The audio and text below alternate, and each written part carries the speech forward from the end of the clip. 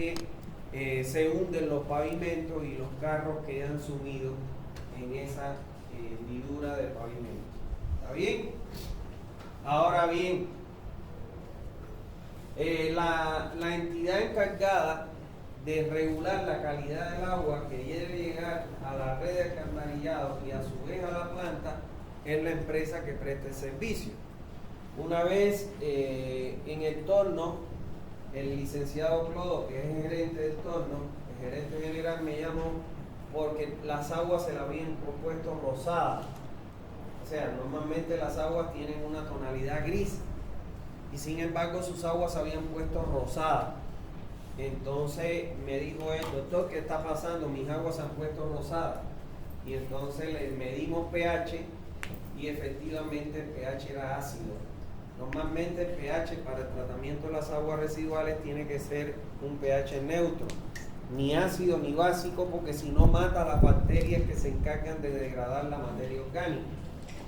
Y me dice: ¿qué hacemos? Le dije: no, lo que hay es que mandar a todos los plomeros a que vayan e identifiquen dónde están largando aguas que tienen productos químicos.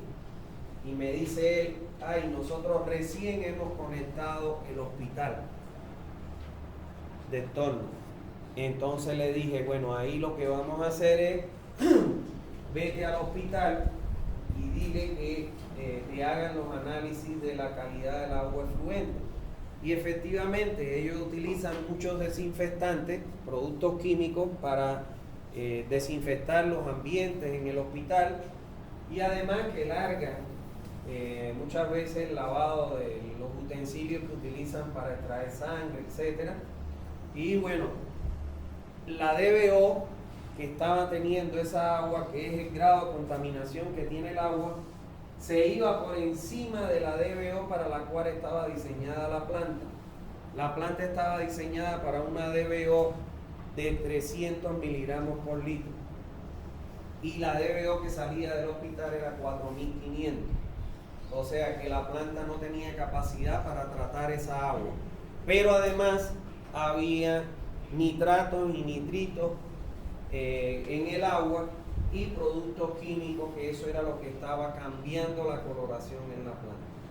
Entonces lo que se tuvo que hacer ahí es plantearle que debían hacer un pretratamiento dentro del hospital para autorizarles una cierta calidad de agua que necesita sea vertida a el alcantarillado y no les ocurriera eso en la planta, porque los primeros análisis que hicieron después de que el agua se había puesto rosada les daba que el valor de la DBO no cumplía con lo establecido por la norma, y la autoridad del agua lo había hecho notar y le había dicho que si no cumplía le iba a dar una sanción.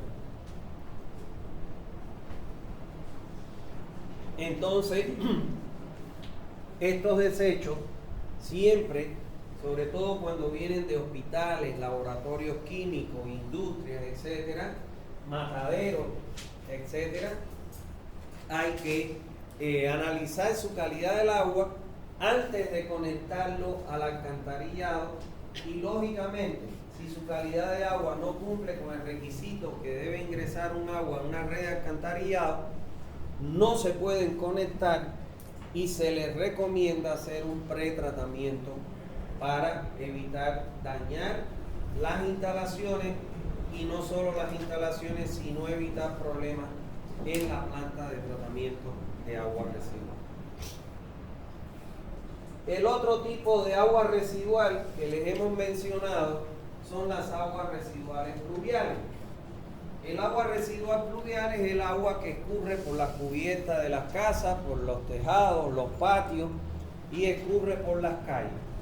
Evidentemente el agua pluvial es el agua más pura que podemos encontrar en la naturaleza.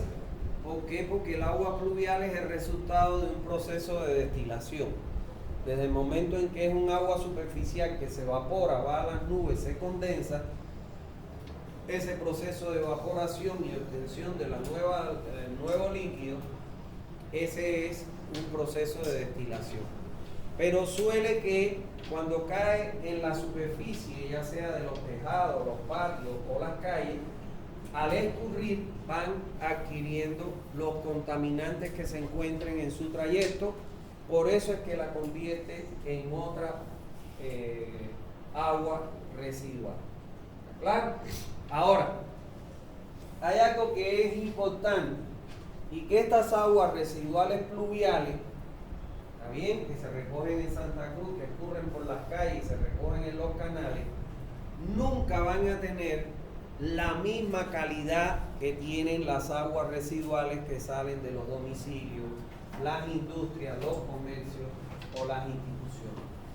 Entonces, unir las dos aguas, las aguas negras con las aguas pluviales, eso va a generar, ¿qué cosa? Un incremento excesivo del caudal que va a llegar a la planta de tratamiento de agua residual y lógicamente que va a obtener como resultado una planta mucho más cara.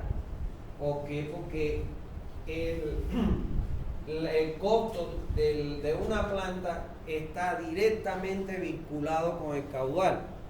Mientras más caudal yo tenga, voy a tener mayores dimensiones en los objetos de obra que componen la planta. Es por ello de que la tendencia moderna actual es a construir redes separativas. Una red para evacuar las aguas residuales y otra red para evacuar las aguas negras y otra para evacuar las aguas de origen pluvial. Santa Cruz de la Sierra tiene ese sistema separativo. Si ustedes se fijan, las aguas pluviales se recolectan a través de esos canales y las aguas negras se recolectan a través de una red de alcantarillado que va bajo tierra y por el eje de las calles. ¿Está bien? Porque eso va a disminuir el costo de la planta. Además, que por ejemplo, en el caso de las aguas pluviales, lo único que se requiere son tratamientos físicos. Y esos tratamientos físicos son un cribado a través de una rejilla, no sé si cuando vayan por el centro, fíjense en las esquinas que hay como unas rejillas, entonces esa en las cunetas de las calles, y esas rejillas lo que hacen es recolectar todos los sólidos que arrastran las aguas, que son ramas de árboles, hojas, bolsas plásticas, pomo, todo lo que bota la población a la calle, que no debería ocurrir. Y en su interior de esa rejilla hay una cámara que tiene una tubería de salida que conduce al sistema de evacuación de aguas pluviales, a la red de drenaje pluvial, que está en una cota superior a la cota de fondo de la cámara. ¿Para qué? Para que todas las partículas más pesadas que ingresen con el agua, las arenas, las arenicas, la grava, la gravilla, etcétera, se quede atrapada en esa cámara para posteriormente ser limpiada y conducida a un lugar para vender esos desechos sólidos. ¿Está claro? Si nosotros vemos una planta de tratamiento de agua residual, en esas plantas se requieren ¿qué cosa? Procesos físicos, procesos químicos y procesos biológicos. Y sin embargo, un agua pluvial solo requiere procesos físicos.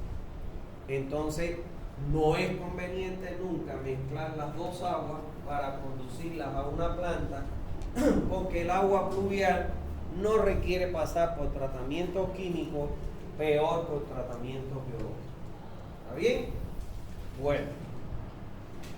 Y por otro lado están las aguas residuales de infiltración, que son aquellas aguas que cuando llueve, sobre todo cuando nuestras tuberías están por debajo del nivel freático, son aquellas aguas que pueden incorporarse del medio externo que rodea las tuberías hacia el interior de la tubería cuando existen juntas mal selladas o mal colocadas. ¿Está claro? Y entonces esas aguas pueden arrastrar contaminantes como el propio terreno hacia el interior de la tubería y se convierten en un agua residual, que también debemos tratarla y considerarla en el caudal de diseño de nuestro sistema de alcantarillado sanitario. ¿Está bien? Bueno, vamos a ver una reseña histórica del desarrollo de las redes de alcantarillado. ¿Qué significa esto? ¿Cuándo fue que empezaron a desarrollarse la necesidad de las redes de alcantarillado? Bueno, todas las comunidades o poblaciones siempre van a generar dos tipos de residuos. Los residuos líquidos, que son las aguas residuales que hemos venido mencionando, y los residuos sólidos, que son los restos de comida, etcétera, que nosotros, sobre todo, fundamentalmente generamos en la cocina y en el domicilio. Los residuos líquidos y los residuos sólidos deben coger trayectorias distintas. Los sólidos, usted los debe embolsar, colocarlo afuera para que se lo lleve el camión de recolección de estos sólidos y sean descargados, ¿dónde? En un vertedero, ¿está claro? De la municipalidad. Ahora, los residuos líquidos que se generan en un domicilio deben ser recolectados a través de una red de alcantarillado para llevarlos o conducirlos ¿a dónde? A una planta de tratamiento de agua residual. ¿Está bien? Ahora bien, si los residuos líquidos, que es lo que nos interesa a nosotros, porque nosotros no tratamos los residuos sólidos en esta asignatura, si los residuos líquidos nosotros no los recolectáramos en una red de alcantarillado y lo largáramos a la cuneta de las calles, o peor aún, a algún río, quebrada o cuerpo receptor, ¿qué traería cerca de las comunidades? ¿Qué traería como consecuencia? Primero, malos olores por la descomposición de la materia orgánica. O sea, estos restos de comida, estas heces fecales, se empiezan a descomponer, como ya vimos, en gases conocidos como el metano, el anhídrido sulfuroso o el sulfuro de hidrógeno, que se le conoce también. Entonces, esto lo que podría ocasionar es malos olores en aquellos lugares donde las descarguemos. Por otro lugar, podemos desatar grandes epidemias debido a los organismos patógenos que contienen estas aguas. Ya les dije que estas aguas generalmente tienen coliformes fecales, Escherichia coli, que cuando se mezclan con las aguas para beber nos pueden desatar las enfermedades conocidas como de origen hídrico, la fiebre tifoidea, la disentería, la mebiasis, hasta el cólera, que el cólera nos puede llegar a matar. ¿Está claro? Entonces, si nosotros largamos estas aguas, imagínense ustedes, al río Piraí, sin tratar, el río Piraí es la fuente de alimentación del acuífero de Santa Cruz, y que estaríamos contaminando el acuífero. Por eso es que el acuífero de Santa Cruz actualmente tiene 3 estratos bien definidos. Un estrato que se considera a una profundidad entre 0 y 100 metros de profundidad, otro entre 100 y hasta 400 metros de profundidad, y el tercer estrato a más de 400 metros de profundidad por debajo de la cota de terreno.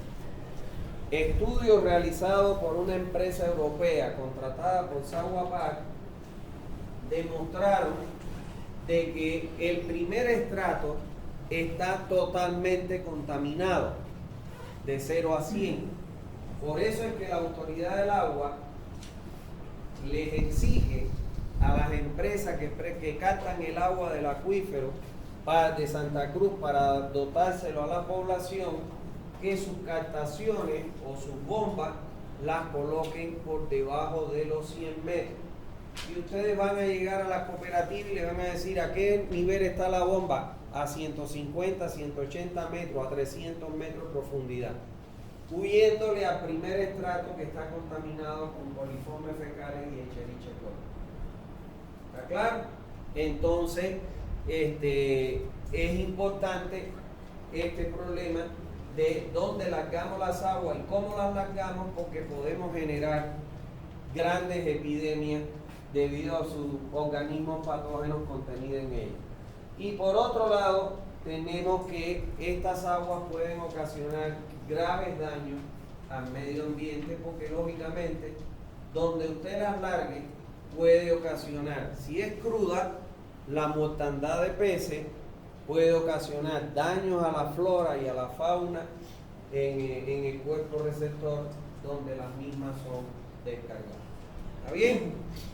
Bueno, es por ello que para que una región, un país goce de una buena salud, se recomienda que se construya un sistema de recolección de aguas residuales que se le conoce con el nombre de red de alcantarillado sanitario, y que las mismas conduzcan esas aguas a una planta de tratamiento de aguas residuales o una planta depuradora, como también se le conoce, antes de ser largada a un cuerpo receptor para evitar la contaminación de estos cuerpos receptores. ¿Está bien? Bueno, la evacuación del agua residual data desde los años 1800.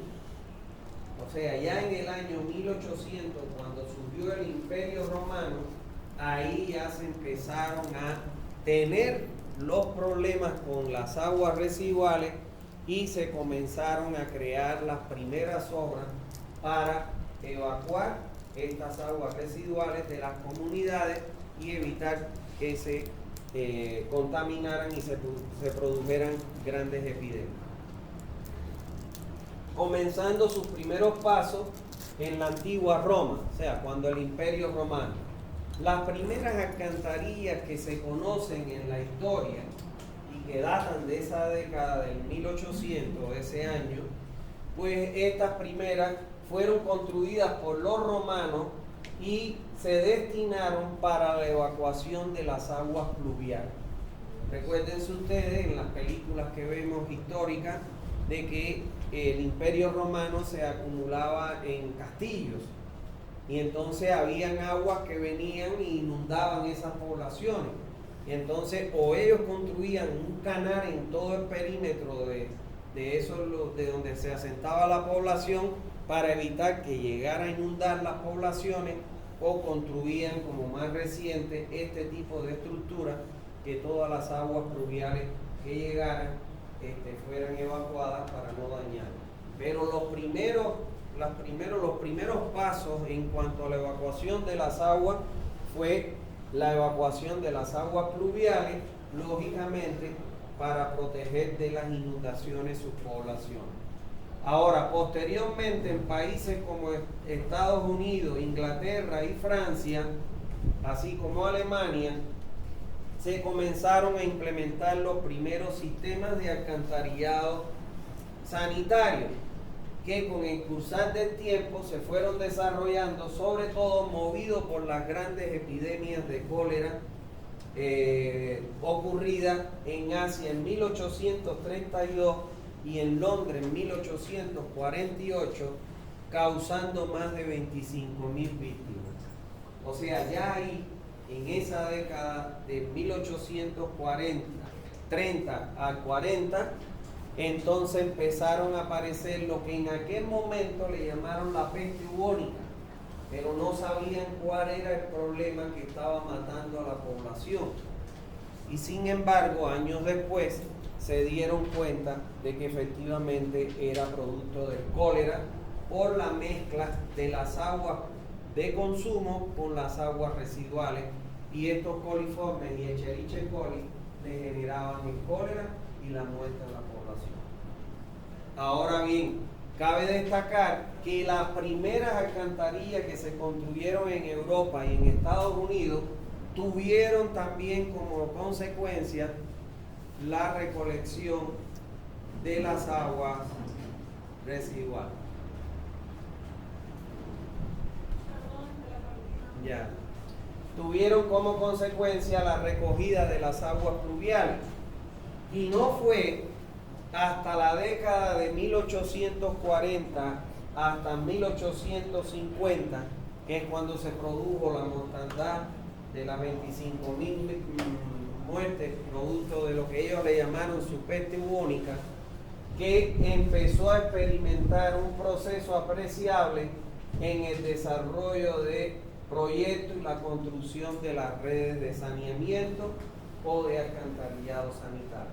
Y ahí empezaron a notar de que las aguas residuales que se generaban en las comunidades, al mezclarse con el agua potable, ocasionaban esas epidemias de cólera que mataban a la población. ¿Está bien? Eso es. ¿Alguna duda que tengan aquí? Entonces, lo que hemos visto en el día de hoy, si ustedes se percatan, es una pequeña introducción para que vean dónde nos vamos a enmarcar dentro de la ingeniería sanitaria y cuáles son las obras que nosotros vamos a tener que aprender a diseñar en esta materia, que en definitiva es la red de alcantarillado y la planta de tratamiento. ¿Está claro? Porque tenemos que diseñar esas plantas para cumplir con los requerimientos de la ley medioambiental NI 333 para descarga de los residuos líquidos tratados. Dime, me iba a preguntar algo. Sí, usted dijo que el sistema de alcantarillado es demasiado caro, ¿no? Y que hay aquellos municipios que no cuentan con alcantarillado sanitario, entonces ellos optan por hacer lo que son pozos ciegos o cámaras. ¿Usted qué recomendaría, digamos, hacer para no contaminar lo que son las aguas subterráneas? Mira, muy buena pregunta. En realidad, lo ideal sería siempre que una población, o muy pequeña, mediana o de gran dimensión, cuente con un sistema de alcantarillado sanitario. Porque la ventaja que tiene el sistema de alcantarillado sanitario es que recolecta las aguas residuales a través de acometidas o de tuberías para llevarla a una red, que es un conjunto de tuberías cerradas, y alejarla lo más rápido del núcleo poblacional donde se generan estas aguas y llevarla a una planta de tratamiento lejos de la población para que no sufra la población de problemas de contaminación.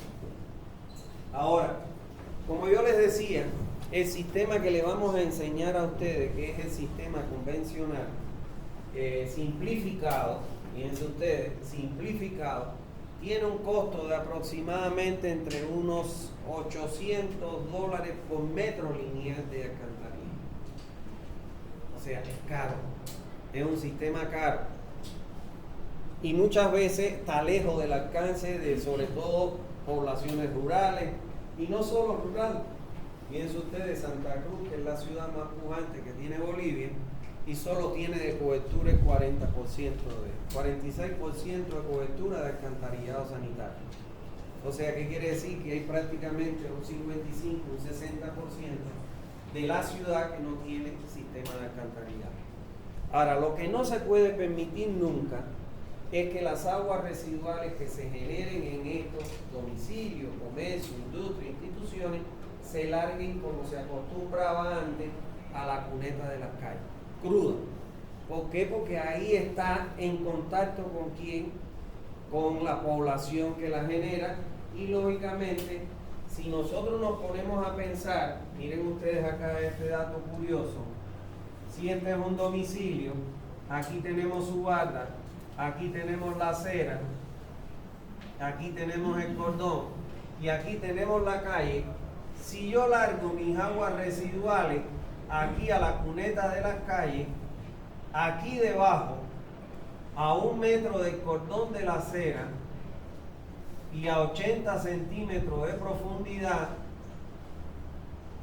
yo voy a tener, ¿qué cosa aquí? Mi red, perdón, vamos a llevarlo aquí, mi red de agua potable. Cuando se rompe la red de agua potable, ¿qué es lo que pasa? El agua sale a las calles y escurre por las cunetas de las calles. Entonces, si largamos el agua residual, estamos contaminando esa agua, pero además estamos abriendo una brecha en el sistema de distribución que me puede contaminar el agua con la que llego a alimentar a la población y desatar las enfermedades de origen hídrico. Entonces, en esos casos, esto no debe ocurrir nunca. Y lo que hay que hacer es acudir en aquellos casos o en aquellas áreas o poblaciones que no exista red de alcantarillado, acudir a diseñar sistemas de tratamiento individuales en las edificaciones. ¿Está claro? Que creo que eso fue lo que le dije, que este sábado no el otro voy a dar un módulo, el último módulo del curso de instalaciones, que se llama diseño de sistemas de tratamiento individuales para domicilio, donde les voy a enseñar a diseñar todos los sistemas de tratamientos individuales que se pueden colocar en los domicilios. ¿Qué pasa? Que hay un error por desconocimiento, por falta de conocimiento de los profesionales, ¿está claro? Y de los ingenieros civiles, que cometen errores crasos al no conocer estos sistemas individuales, cuándo es que se deben aplicar y cómo se deben diseñar. En Santa Cruz, lo que se hace es esto. Este es tu domicilio, el agua que sale aquí del domicilio, fíjense ustedes, la llevan, como bien él decía, a un tanque séptico o una cámara séptica, ¿no ves? En esta cámara séptica reciben un tratamiento cuya eficiencia es entre 40 y el 60% de remoción de contaminantes. El parámetro que me caracteriza la contaminación del agua se conoce como DBO5. Eso lo vamos a aprender acá, en la demanda bioquímica de oxígeno. Para que ustedes tengan una idea, de los domicilios de Santa Cruz, en domicilio, vamos a poner aquí domicilios, vamos a poner procedencia del agua, y aquí vamos a poner el valor de DBO5 según esa procedencia del agua. En los domicilios,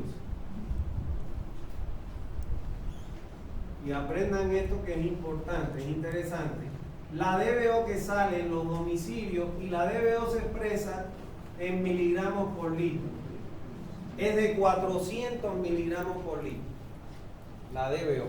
La DBO en un domicilio está de acuerdo a quién, a la alimentación, el tipo de alimentación que tiene una persona. Poblaciones que consumen mucha carne, como Santa Cruz, su DBO está por los 400. Ahora, si te vas a poblaciones europeas que consumen muchas verduras, entonces esa DBO baja hasta los 300 miligramos por litro, de acuerdo al tipo de alimentación que tiene la población. Por ejemplo, en un matadero,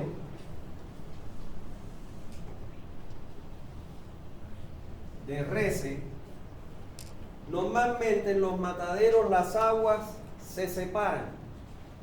Se producen dos tipos de aguas residuales en un matadero, y son las aguas residuales que van por la línea roja y las aguas residuales que van por la línea verde. La línea roja son aquellas aguas residuales donde se lavan todo lo que son las vísceras que tienen sangre, por eso se le llama la línea roja. Y la línea verde es aquella línea que transporta todo lo que son los lavados de la panza, de cuando le parten la panza a la vaca, el rumen, que es la que cuando defecan se transforma en bosta, pero el rumen que está en la panza es la hierba que no está todavía digerida. Y esas aguas de lavado son de la línea verde. Cuando se separan las dos líneas, si las dos líneas se separan, si se separan las líneas, la DBO que tiene el agua es de 4.500 miligramos por litro aproximadamente. Pero si yo no separo las dos líneas y las uno, la DBO que sale del agua a tratar en esos mataderos cuando se unen las dos líneas es de 11.500 miligramos por litro aproximadamente. ¿Está claro? Los lixiviados, a ver, los lixiviados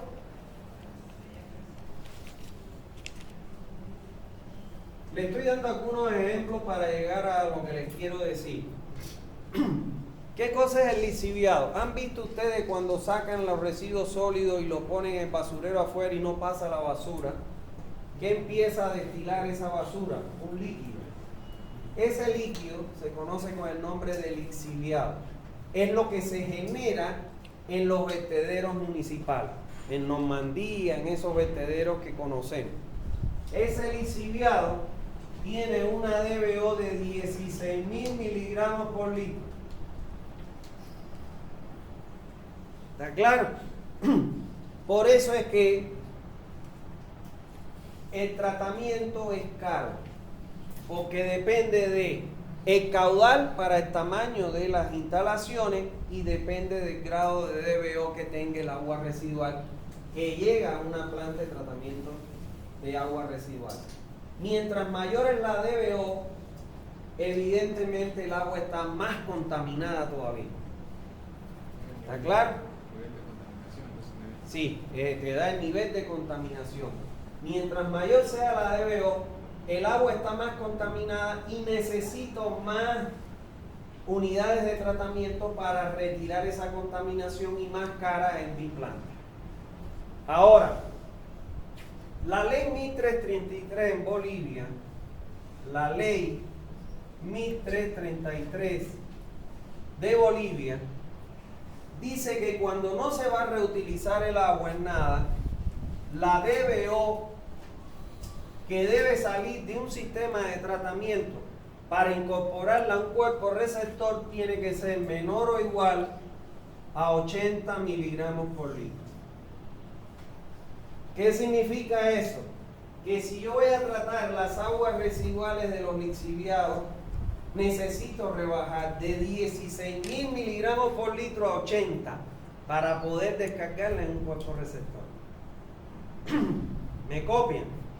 Entonces, por eso es que es importante tratar, por ejemplo, en el caso de los mataderos, de separar las aguas residuales. ¿Está claro? Para evitar de que llegue un agua residual muy contaminado, y por eso es que en los mataderos la sangre la reutilizan. La sangre la transforman en harina para dárselo a los animales o en morcilla para que nos lo comamos nosotros. Las negras famosas, ¿no ves? Eso. Para tratar de evitar que llegue al tratamiento un agua muy contaminada. Conocido esto, que les acabo de explicar. Peor todavía, cuando el agua tú la vas a lanzar a un cuerpo receptor que va a ser usada aguas abajo. Por ejemplo, río Piraí. El río Piraí, ¿qué es lo que sucede ahí? La gente va y se baña al río Piraí.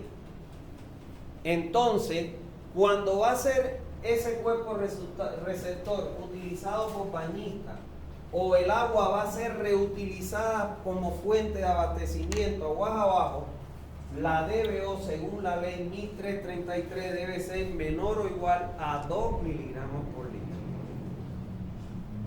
Y ahí entonces va a haber la ley 1333, de acuerdo al reuso que se le va a dar al agua, clasifica las aguas,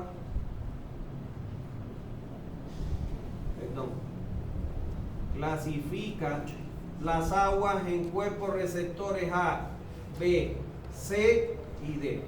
Eso lo tienen ustedes en su texto, en la parte final de su texto. Un cuerpo receptor tipo A es aquel cuerpo receptor que va a ser utilizado por bañistas, que va a ser utilizado aguas abajo como fuente de abastecimiento, o va a ser utilizado en riego de verduras, y la DBO debe ser 2 miligramos por litro. Ahora, si la va a reutilizar en riego, en plantas de tallo alto, se clasifica como cuerpo receptor B, y así sucesivamente. Volviendo al tema que él me planteaba, de donde no hay, fíjense toda la historia que le he tenido que hacer para darle la respuesta y la pueden entender. En donde no hay red de alcantarillado, no podemos largar las aguas a la cuneta de las calles por las razones que ya les he explicado. Si hacemos el sistema de tratamiento de un tanque séptico, aquí se alcanza, porque es un tratamiento anaerobio, se alcanza una eficiencia entre un 40 a un 60%. Pongámosle que un tanque bien diseñado, la eficiencia sea 50%. Si por aquí, ¿cuánto están saliendo en los domicilios? 400 miligramos por litro. ¿Cuánto salen en el efluente del tanque séptico? 200 miligramos por litro. ¿Cuánto debo cumplir? 80. O sea, un agua que está contaminada. 80 miligramos, 2 miligramos, un agua que está contaminada todavía. ¿Está bien? 80 peor todavía. Entonces, si le ponemos acá un pozo absorbente, que es lo que es correcto, entonces, ¿qué pasa en Santa Cruz de la Sierra? Lo que pasa en Santa Cruz de la Sierra es que usted cava y a los 50 a 1 metro de profundidad usted ya tiene el nivel freático. Entonces, si mi nivel freático está aquí, vamos a suponer a 1 metro, esta altura que se le da al pozo absorbente es de 3 metros. ¿Está claro? Y entonces el objetivo de este pozo es infiltrar el agua por las paredes y el fondo a el terreno natural. Entonces, para colocar un pozo absorbente yo necesito contar con una profundidad del nivel freático por debajo del fondo del pozo mayor o igual a 1,5 metros. Y en Santa Cruz se larga directamente sobre el nivel freático por lo alto que es. ¿Quién hace eso? Los ingenieros civiles. ¿Por qué lo hacen? Porque no tienen conocimiento. ¿Me entienden? Porque no saben.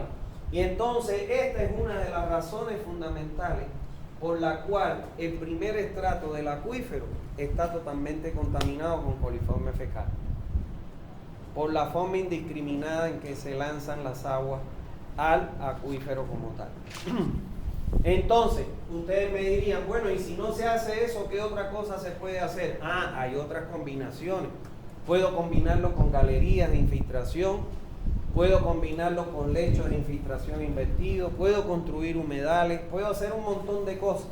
El problema es saber hacerlo. ¿Está claro? Y eso es lo que yo les decía que voy a enseñarles en este curso que empieza el otro sábado. ¿Está bien? Bueno, entonces eso es lo que habría que hacer.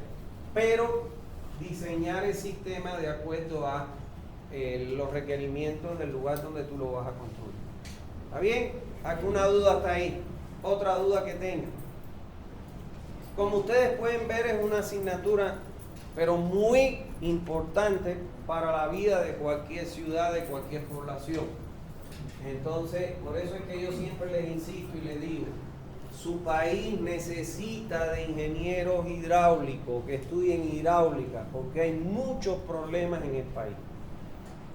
Santa Cruz solamente tiene 40% de cobertura alcantarillado. ¿Quién va a construir el resto? Los que sacan profesionales de la U. ¿Entienden? Y si nos vamos al agua potable, peor todavía las cosas que hay. Hay mucho trabajo. Yo les digo, yo desde que llegué a este país, nunca me ha faltado trabajo. Más bien he tenido que decir, no puedo hacerle ese trabajo. Me da mucha pena, pero no puedo porque no tengo tiempo. ¿Para qué me voy a comprometer con algo que el hombre lo necesita de inmediato y yo me voy a demorar mucho tiempo porque no puedo, porque yo soy un ser humano, soy único y no puedo desarrollar todo. ¿Está bien? Bueno, ¿alguna duda? Esos parámetros ahí se encuentran en la ley 13%. Sí. No la respetan. No la respeto. Pero el problema es lo que yo les digo siempre a los estudiantes. Si algo tiene Bolivia es que tiene un código penal, un código civil, tiene las leyes, tiene todo. El problema está en quién hace que se cumpla la ley. Porque, por ejemplo, esto, ¿a dónde ustedes creen que va en un proyecto, una casa, un edificio? Va a la CIP, para que la CIP lo apruebe. Entonces, si yo soy revisor de la CIP y me traen esto, yo no lo apruebo. Pero lo aprueban. porque muchas veces lo que hacen es cobrarle el sello, el puño, la firma y pasarlo. Y por eso vemos edificios con muchos problemas, por eso vemos toda la situación. ¿Por qué? Porque no hay quien haga cumplir la norma. Las cooperativas están sujetas a la fiscalización de la autoridad del agua. ¿Quién es la autoridad del agua? El Ministerio de Medio Ambiente y Agua. Ellas están obligadas a mandar mensualmente y un informe completo semestral y anual de la calidad del agua que salen de las lagunas. Entonces, por ejemplo, Estorno vierte sus lagunas a Río Piraí y así sucesivamente. Entonces, si no cumple con lo que dice, entonces la autoridad del agua le da una advertencia para que se adapten a la norma. Y si no cumplen, te pueden quitar la licencia de funcionamiento. ¿Ocurre? No ocurre. Porque la autoridad del agua llega allá arriba, los tipos no quieren revisar nada, lo firman y listo. Y sin embargo, hay problemas serios en todas las ciudades y en todo el país. ¿Está bien? ¿Alguna otra duda? Si dentro del municipio no se encuentra un cuerpo receptor para tratar lo que son las aguas negras ya tratadas, La tienen que reutilizar. ¿sí? Eso en el mundo entero hoy en día. Yo te pregunto, los lavaderos de autos, ¿qué agua utilizan? El agua potable que le da a la ciudad. Te vas a Cochabamba, a otros lugares, a Chaco boliviano y no hay agua.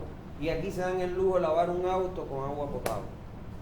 Y sin embargo están las lagunas, están los tratamientos donde se botan millones de volúmenes de agua y no se reutilizan porque no hay una política. ¿No? Claro, el agua de lluvia se puede reutilizar. En España está legislado de que los campos deportivos, los de Real Madrid, todos esos campos deportivos que hay en Bernabé, todo eso, el de Barça, todo eso, no se puede regar con agua potable. ¿Y con qué se riega? Con las aguas de lluvia y con las aguas residuales grises que se tratan para regar esos campos deportivos. ¿Entiendes? Y acá, vete a Tawichi, ¿con qué agua riegan? No vaya a Tawichi. Vete a las jardinerías que hay en el... ¿No has visto que antes tenían unos aspersores que parece que ya no funcionan? Pero regaban. ¿De dónde tú crees que sacaban agua? Perforaban un pozo y de ahí mismo sacaban el agua para regar. Y cuando llueve no almacenamos el agua y la dejamos correr por las calles, que nos ahogue, que nos inunde. ¿Entiendes? Y seguimos con el sistema obsoleto de drenaje convencional, cuando ya hoy en día está el drenaje sostenible que lo que hace es reutilizar esas aguas grises. O sea, es un mundo, pero para eso tienen que estar ustedes, las nuevas generaciones, para poder aprender y poder aplicar esos conocimientos. Una pregunta: varias organizaciones y condominios tienen ese sistema de pozo ciego, de cámara séptica, Sí. y usted dijo que eso contamina el terreno natural. ¿Significa que todo el condominio o organización estaría contaminado si tiene ese mismo sistema? No, lo que pasa es que se infiltra el agua. Cuando tienen estos sistemas la infiltran. ¿Y eso va a parar a dónde? Al acuífero. No el terreno. Y hay urbanizaciones que no tienen, ¿no? Que le hacen a los domicilios individuales. Pero el problema es saber cuáles son las alternativas que tengo y cuándo se aplican cada una y cómo diseñarlas. Eso es importante. Bueno, ¿alguna otra duda? En el curso que menciona, sí, en particular, Sí. el precio cuánto El precio que tiene cada módulo, y este es el cuarto, es de 400 bolivianos, solo que a los estudiantes ustedes van y dicen que es alumno mío y le hacen un 10% de descuento, le quedan 360. Por eso les digo, aprovechenme ahora que me tienen aquí para que aprendan todo lo que se les da acá, porque después cuando vayan afuera ya tienen que pagar platita para aprender. Pero vale la pena, te digo, vale la pena, porque ustedes van a vivir de esto. Ustedes van a diseñar casas, van a construir edificios, van a tener que hacer todas esas cosas. El que pueda, yo se lo recomiendo, porque ya de ahí, cuando lleguen a la materia de tratamiento de aguas residuales, ya tienen avanzado los que se van por la mención de hidráulica, un mundo. Este curso de instalaciones, los muchachos van, está llenito. Yo tengo un aula que lo que entran son hasta todo reventar 55 alumnos. Está lleno el curso. ¿Pero por qué? Porque hay muchos profesionales, pero hay estudiantes que van porque después cuando van en los edificios les enseñan las instalaciones, la pasean la materia, ¿no? Porque aprenden mucho ahí. Cosas que no le van a enseñar en esa materia. Ese curso ha estado llenito completo. Pero este último módulo pueden ir porque ahí van a aprender todo eso. Es muy bonito. Bueno, ¿alguna otra duda que tengan? Si no hay más dudas, les deseo una feliz tarde de noche. Nos vemos el lunes con la unidad 2.